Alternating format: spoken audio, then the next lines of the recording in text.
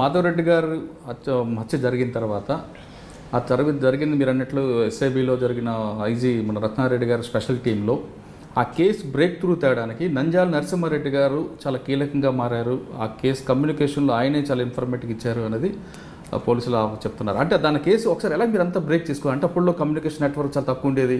మీరు అన్నట్టు traditional investigation కూడా చాలా తక్కువ. ఇన్వెస్టిగేషన్ అనేది ప్రాపర్ ఇన్వెస్టిగేషన్ అప్పుడున్న ఆఫీసర్స్ అందరూ నా ఉద్దేశంలో అప్పుడున్న ఆఫీసర్స్ టాప్ ఐజీ ర్యాంక్ వరకు అంటే కింది ర్యాంకు కానిస్టేబుల్ నుంచి ఆవిడ ఐజీ ర్యాంక్ వరకు మాధవరెడ్డి గారి మీద ఉన్న ప్రేమతో అందరూ మనసు పెట్టి చేశారు. ప్రతి వాళ్ళు నా వంతు కర్తవ్యం కూడా నేను నెరవేర్చిన అనుకుంటున్నాను.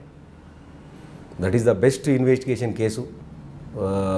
అది నిజంగా పోలీస్ ఆఫీసర్స్కు మంచి పేరు తెచ్చిన కేసు. బట్ మాధవరెడ్డి గారు చనిపోవడం దురదృష్టమైన ఆ కేసు పోలీసు ఇన్వెస్టిగేషన్ చేయడం స్కిల్తో చేశారు. ఒకసారి కేసు గురించి చెప్పండి అసలు. అంటే ఎక్స్చేంజ్ ఆఫ్ ఫైర్ జనరల్గా ఏంటి అంటే అది నేను అంటే డీటెయిల్స్గా అది టీమ్ ఆఫీసర్స్ పెద్ద ఆఫీసర్స్ అందరు చేశారు. అందరి యొక్క కృషి ఫలితంగా వచ్చింది. నాకు తెలిసిన ఫ్యూ వర్డ్స్ ఏంటంటే అప్పుడున్న ఫస్ట్ టైం సెల్ యూజ్ చేయడము, ఆ సెల్కు లోకల్ ఫోన్ల నుంచి కాల్ చేయడము, ఆ టైమింగ్స్ కంపేర్ చేస్తే మాధవరెడ్డి హోమ్ మినిస్టర్ గారు రావడము, వెళ్ళిపోవడము, బ్లాస్ట్ కావడం వరకు కనెక్ట్ చేయడం అనేది ఇప్పుడున్న టెక్నాలజీ అప్పుడు లేదు.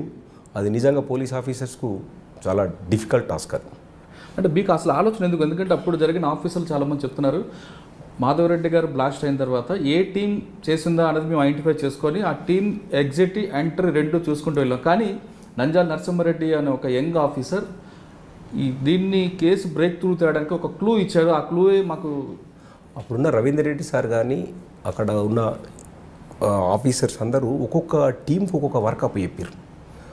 ఆ వర్క్ ఒక్కొక్క టీంకి ఒక్కొక్క వర్క్ అప్ చెప్పినప్పుడు నాకు అప్ చెప్పిన work as a police officer Bhuvanagiri town వేస్తే భువనగిరిలో వర్కౌట్ చేయమనేది. అంటే మాధవరెడ్డి గారు ఆ రోజు మున్సిపల్ ఎలక్షన్స్ గురించి ప్రచారం చేసింది. సాయంత్రం ప్రచారం అయిపోయిన తర్వాత యాదగిరిగుట్ట దర్శనానికి వెళ్ళింది. దర్శనం చేసిన తర్వాత హైదరాబాద్కు తిరుగు ప్రయాణం జరిగింది.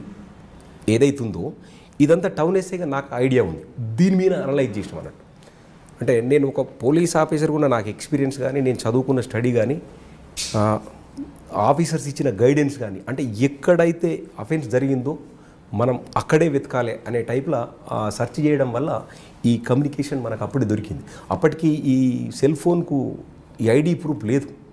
మనం ఈ సెల్ ఫోన్ ఎక్కడ దొరికి ఏంది అదంతా వెరిఫై చేస్తే అసలు జీరో ఉంది అన్నట్టు. అంటే ఎంత ఓపెన్గా ఉంది అనేది అప్పుడు ఆఫీసర్స్ అందరూ డిస్కస్ చేసి దీనికి ఒక ఐడి ప్రూఫ్ పెట్టాలి అదని పెట్టి పెద్ద ఎత్తున స్టేట్ లెవెల్లో తీసుకుంటున్నారు ఇన్ఫర్మేషన్. అది కాబట్టి అక్కడ ఉన్న టీంలన్నీ సక్సెస్ఫుల్గా వర్క్ చేసినాయి ఆ యొక్క కేసు ఇన్వెస్టిగేషన్. అంటే అందులో ఆపరేషన్ పాల్గొన్న వ్యక్తి మాధవరెడ్డి గారు ప్రతి మూమెంటు అబ్జర్వ్ చేయడం వల్ల ఈజీగా అయిందంటారు. అంటే ఈ మాధవరెడ్డి గారు వచ్చే మూమెంటు, వెళ్ళిపోయే మూమెంటు, ఆన్ ది వేలో రీచ్ అయ్యే మూమెంటు మొట్టమొదటి సెల్ను వాళ్ళు యూజ్ చేసారు.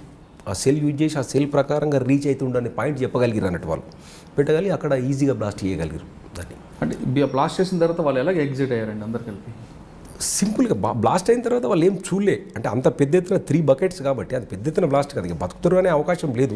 ప్లస్ సార్ ఎంబడున్న ఎస్కాట్ పెద్ద ఎత్తున ఉంటుంది కదా, AK-47తో ఎస్కాట్ ఉంటుంది. వాళ్ళ అది చూసి ఇంకా చేసేది ఏమి ఉండదు. భయంతో వాళ్ళు బ్లాస్ట్ అయింది పైకి లేవగానే వెళ్ళిపోయారు వాళ్ళు అంతే. ఇక అడికి వెళ్ళి దాన్ని వాళ్ళు మళ్ళీ వచ్చి చూసుకొని ఏమైందనే పరిస్థితి ఉండదు వాళ్ళకి. అంత ధైర్యం ఉండదు. అంటే మాధవరెడ్డి గారికి మా బ్లాస్టింగ్ కన్నా ముందు ఐపీఎస్ అధికారి ఉమేష్ చంద్ర గారిది ఇష్యూ కూడా జరిగింది. దాని తర్వాత బుడ్డా వెంగళరెడ్డి గారు, ఐపీఎస్ ఉమేష్ చంద్ర గారు, మాధవరెడ్డి గారు చంపిన టీం ఒకటే టీం. అది ఒకటే టీం. ఫర్దర్ కొందరు ఆఫీసర్లను కూడా టార్గెట్ చేసిర్రు. బట్ లక్కీలీ పోలీసు బ్రేక్ చేసింది. లేకుంటే ఇంకా పోలీస్ డిపార్ట్మెంట్ కానీ ఇంకా కొంత పొలిటీషియన్స్ కానీ ఇబ్బంది ఉండేది ఆ టీం ఉంటే. ఆ టీం బ్రేక్ ఎలాగైందంటారు? అది ఇక్కడ కుక్కట్పల్లి నుంచి కూడా లీడ్ స్టార్ట్ అయ్యింది అని చెప్తుంటారు. ఇదంతా అంటే ఆపరేషన్లో భాగం. అది అంటే టోటల్ ఆపరేషన్లో భాగం. Total it's connected to communication తోడ్పాటు బాగా జరిగింది అక్కడ. ఆ కమ్యూనికేషన్ యొక్క యూసేజ్ వల్ల పోలీస్ మంచిగా చేయగలిగింది. అంటే నేను దాని గురించి పూర్తి కంప్లీట్గా అడగకపోయినా అంటే ఒక లీడ్ ఎక్కడ దొరికింది అంటున్నారు? పర్టికులర్గా ఒక టీం చేసింది లీడ్ అనేది ఒక అంటే ఈ ఏదైతే కమ్యూనికేషన్లో ఫైండ్ అవుట్ అయిందో 6 members ఒక టీం ఉంది అనేది ప్రెజంప్షన్ పెట్టి దాన్ని అంతా డీటెయిల్ తీసుకున్నాక టీం ఉంది కానీ ఆ టీంను ఫాలో అప్ చేశారు. ఆ టీం వల్ల ఈజీ అయిపోయింది. ఏదైతే మన స్పెషల్ ఇన్వెస్టిగేషన్ టీం ఉందో ఈ అసైనేషన్ ఆఫ్ మాధవరెడ్డి గారు, బుడ్డ వెంగళరెడ్డి గారు, ఉమేష్ చంద్ర గారిని చేసింది ఒక టీం. ఇదంతా కాన్సెప్ట్ అంటే సీక్వెన్స్ ఆఫ్ అఫెన్స్లు జరుగుతున్నాయి. ఎక్కడెక్కడికి వెళ్ళి ఆపరేట్ చేస్తారు, ఏడికెళ్ళి చేస్తారు అనేది ఆ మూమెంట్ బట్టి ఆ మూమెంట్ నుంచి ఫాలో అప్ అయ్యి వర్కౌట్ చేశారు. That is the great work of police department. Madhava Reddy ఇంకా ఉమేష్ చంద్ర ఉన్నా. సరే, ఉమేష్ చంద్ర గారి దీంట్లో ఎలా జరిగింది చెప్పండి. ఆల్రెడీ రికార్డులు ఉంది కాబట్టి అడుగుతున్నా. రెక్కి చేసినాం. ఎందుకు ఆయన టార్గెట్ చేశారండి? అంటే కరీంనగర్ ఇష్యూవా లేదా కడప ఇష్యూవా? కరీంనగర్దే. అంటే కడపలో నలుగురికి మా ఎన్కౌంటర్ దానికి నిరసనగా అంటారు కదా. కరీంనగర్లో ఉన్నప్పుడే ఎక్కువ యాక్షన్స్ చేసిండు. అంత బాగా ఈయనకు ఉన్నటువంటిది ఏంటిదంటే వ్యాసు సార్ మీద ఉన్నటువంటి ప్రేమ ఎక్కువ ఉంటుంది. దాంతో దొరికినటువంటి వాళ్ళని ఏమాత్రం వదిలిపెట్టాడు అనేటువంటిది ఉన్నది రికార్డు. దానికే చేశారు. ఆయన అంత పెద్ద ఆఫీసర్ అని కూడా మాకు తెలియదు, నాకైతే తెలియదు. అంటే ఎలా జరిగిందండి ఆ యాక్షన్? మీరు ఉన్నారు కాబట్టి. ఆయన వెంగళ నగర్లో బయలుదేరి వస్తారు, ఎస్ఆర్ నగర్ చౌరస్తాలో ఎన్కౌంటర్ అవుతుంది. అక్కడి నుంచి ఆటోలో మీరు బయలుదేరి వచ్చారా? ఎలా ఫాలో అయ్యారండి? ఆయన మారుతి వ్యాన్లో వస్తారు. ఆయన 3 టీంలు ఉంటాయి ఎప్పుడైనా కానీ, 3 బ్యాచ్లు అనేటువంటివి పెట్టుకుంటాం. ఫస్ట్ బ్యాచ్ కొట్టలేదనుకో సెకండ్ బ్యాచ్ కొట్టకపోతే థర్డ్ బ్యాచ్.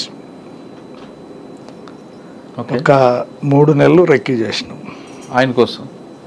పాల ప్యాకెట్ కానుంచి, పేపర్ కానుంచి, కూరగాయల కానుంచి, వాటర్ క్యాన్ కానుంచి ప్రతిదీ వేసే కాడి దాకా, ఇంట్లో దాకా పోయి వచ్చేటువంటిది.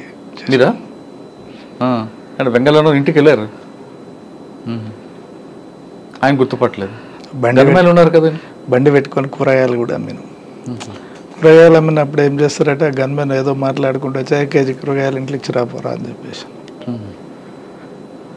తీసుకెళ్ళి వాళ్ళ కొట్టుకాడ కిరాణం షాప్ కాడ అన్నడే ఇన్నే ఉన్నావు కదరా ఆడ ఇచ్చి రాపో అని చెప్పేసి. ఇట్లా ఉమేష్ చంద్ర గారు ఇంటి దగ్గర మీరు ఉన్నారు 3 నెలలు. ఆ విధంగా రెక్కి వేశారు. ఆ రోజు ఎందుకు యాక్షన్ చేయాలనుకున్నారు మీరు? ఆ రోజే అనేటువంటిది ఏం లేదు, మాకు అనుకూలమైనటువంటి టైం వచ్చింది కాబట్టి కొట్టేసి. ఓకే, మీరు 3 నెలల నుంచి రెక్కి వేశారు. ఆయన మారుతి వ్యాన్లో బయలుదేరారు. మీరు కరెక్ట్గా చౌరసా వచ్చింది, అప్పుడే ఎందుకు చేశారు ఆపరేషన్? బ్రేక్ అయితే సిగ్నల్ పడుతుంది కదా, ఆగుతాడు, ఆగినప్పుడే కొట్టొస్తుంది. కానీ మీ వెనక ఆటో కూడా వచ్చింది అంటారు, ఒక ఆటోలో తర్వాత వెళ్ళిపోయారని. ఆటో అది నార్మల్గా వెళ్ళిపోయిన తర్వాత వేరే దగ్గర ఏపీటీ ఉంటుంది కాబట్టి అక్కడ పోయి ఇక్కడ జహీర్ అని బాగా తను పోలీస్ డిపార్ట్మెంట్లోకి వచ్చేటువంటి వ్యక్తి, ట్రైనింగ్ సెలెక్ట్ అయ్యాడు, మళ్ళీ దళంలోకి వచ్చిండు జహీర్ అని. ఆపరేషన్ ఎవరు చేశారండి? ఆషన్న జహీర్ అందరిది ఉంటుంది. ఇక ఆ రోజు నేను కూడా దాదాపు ఒక 5 నిమిషాల వ్యవధిలో అక్కడికి వచ్చాను. నేను ఆఫీస్కి వస్తుంది, నాకు బాగా గుర్తుంది, ఉదయం 10:30 ఆ టైం అనుకుంటా. వెంగళ నగర్ నుంచి మారుతి వ్యాన్ వస్తుంది, అక్కడ రోడ్డు కొంచెం హైట్ ఉంటుంది, సిగ్నల్ పడుతుంది, ఆయన రైట్కి వెళ్ళాలి. మీరు ఆపరేషన్ చేయగానే దిగి పారిపోతుంటారు. ఎవరు? ఉమేష్ చంద్ర గారు. పారాడు లేదు, వ్యాన్ దిగి డోర్ తీసుకొని పారిపోతుంటారు. మరో ఇంకోసారి ఫైర్ ఓపెన్ అవుతుంది. అంటే ఇది 2 ఉంటుంది, ఒకటేమో కొట్టే టీం ఉంటుంది, ఒకటి పారిపోతుంటే కొట్టే టీం ఉంటుంది.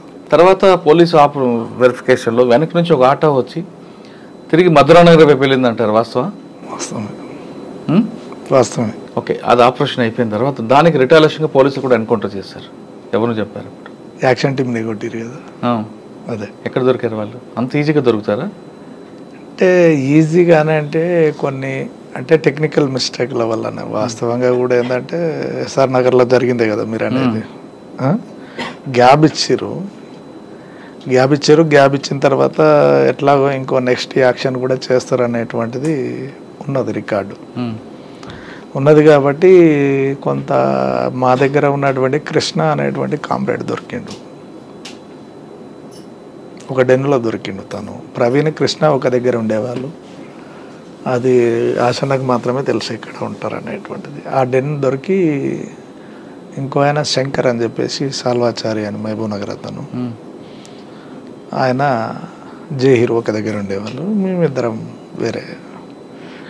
ఇదంతా జరుగుతున్నటువంటి క్రమంలో ఏంటంటే అట్లా రెక్కి అక్కడ చేసేటువంటిది. అది వానికి కథల సమయకు డౌట్ వచ్చింది, పోలీసు వాళ్ళకి ఇన్ఫర్మేషన్ ఇచ్చిండు, ఉన్నట్టే ఉండి బయటికి వెళ్ళిపోయిండు. అరే అక్కడ పరిస్థితి బాగాలేదు కాబట్టి రిట్రీట్ కావాలని చెప్పేసి వస్తున్నటువంటి క్రమంలో సెర్చింగ్ చేసి కొట్టుపడేసి. ఆ రోజు కత్తుల సమయం వివేకానంద కాలనీలో ఉండేవారు ఆయనకి డెన్.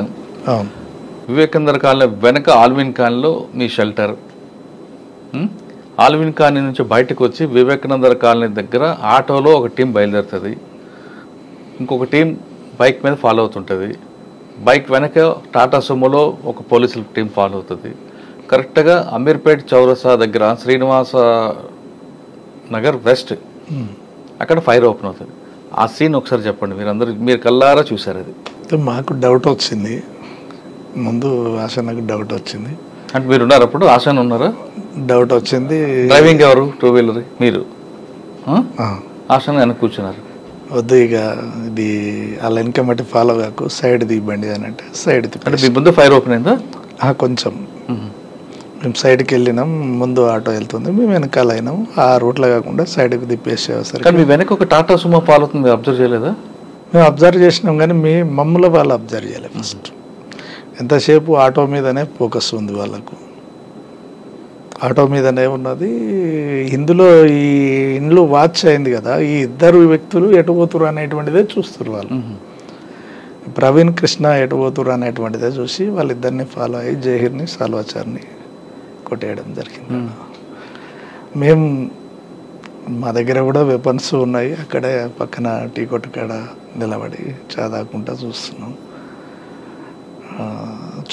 నేను ఏమన్నా ఇది చేస్తాడేమని చెప్పేసి, నువ్వు అటు తిరిగి ఉండు అని చెప్పేసి, అటు తిరిగి ఉండు నువ్వు, ఇక నువ్వు చూడక అక్కడ చూస్తే కరెక్ట్ కాదు అని సైగలతోటే సైగ చేసిండుగా. వెళ్ళిపోయినాం ఇక అన్నీ అట్లనే, బండి కూడా వదిలేసిపోయినాం అప్పుడు అక్కడనే. ఎక్కడికి వెళ్ళిపోయారు? నడుచుకుంటే సందులోకి వెళ్ళి లేచిపోయినాం. ఇక తర్వాత మీ ఇద్దరు కాంటాక్ట్ అయ్యారా అవ్వలేదా? కాంటాక్ట్ నేను తను ముందు వెళ్తుంటే నేను వెనకెమ్మటి వెళ్ళిపోయినా, నల్లమలకి వెళ్ళిపోయినా. అంటే వాసన్న గారు ఒక స్కెచ్ వేస్తే ఖచ్చితంగా జరిగి తీరుతుంది అంటారు, దానికి ప్రధానంగా మీ సహకారంతో వాస్తవం అది? వాస్తవం. ఆయన వేసుకున్న స్కెచ్ చెప్పండి. మాధవరెడ్డి, ఉమేష్ చంద్ర. సరే, మాధవరెడ్డి గారు చెప్పండి. 6 నెలలు తిరిగినాం.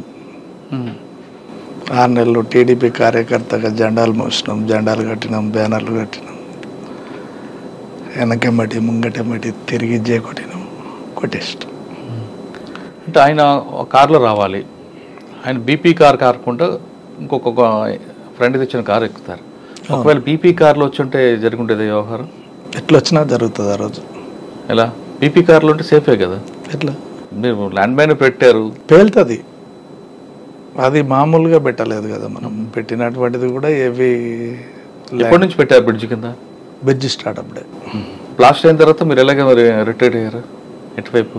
అంటే మాకు ఒక ప్లేస్ ఉంటుంది, ఆ ప్లేస్ ఆశన్ గారు స్పాట్లో ఉన్నారు అప్పుడు? ఉన్నారు. టీం మొత్తం ఉంది. ఒక టీం ఏమో బైక్ మీద వెళ్ళిపోతుంటుంది, 2 టీములు బైక్ మీద పోతాయి, 2 టీములు కొడతాయి. అవతల ఒక టీం, ఇవతల ఒక టీం ఉంటుంది. 2 ల్యాండ్ మైన్స్, 4 ల్యాండ్ మైన్స్ ఉంటాయి. మొత్తం 8 మైన్స్ ఉన్నాయి. ఆడ 8 ఇట్లలో 4, 3, 4, 5 వెళ్ళినాయి.